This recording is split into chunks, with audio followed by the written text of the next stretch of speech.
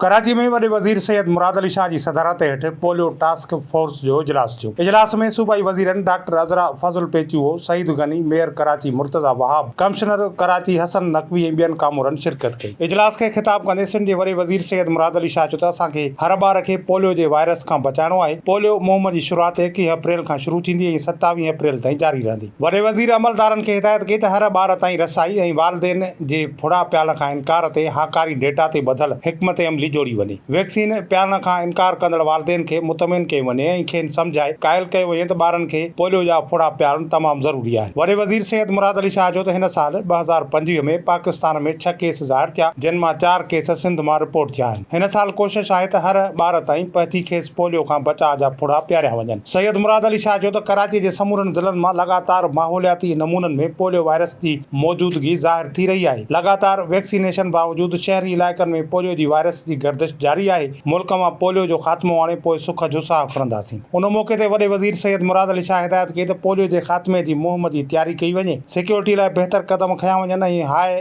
Risk यूसीज़ जी निगरानी कई वञे। जॾहिं त वॾे वज़ीर कामोरनि खे पोलियो टीम सां सहकार करण जी बि हिदायत कई। ॿिए तरफ़ कराची में सिंध जे वॾे वज़ीर सैयद मुराद अली शाह सां वज़ीर आज़म यूथ प्रोग्राम जे चेयरमैन राणा मशहूद मुलाक़ात कई। उन मौक़े ते वॾे वज़ीर सैयद मुराद अली शाह चयो त वक़्त जी अहम ज़रूरत आहे त नौजवाननि खे अॻिते आंदो वञे। वज़ीर आज़म यूथ प्रोग्राम तहत सिंध जे नौजवाननि खे बहितर नौकरियूं ऐं दौरनि जा मौक़ा फराहम कया वञनि। राणा मशहूद चयो त वज़ीर आज़म पारां डिजिटल यूथ हब जो इफ्तिताह कयो वियो आहे। पाकिस्तान मां हुनरमंद नौजवाननि खे दुनिया जे कुंड कुड़िछ में मोकिलणु चाहियूं था त जीअं हू उते रोज़गार हासिल करे सघनि।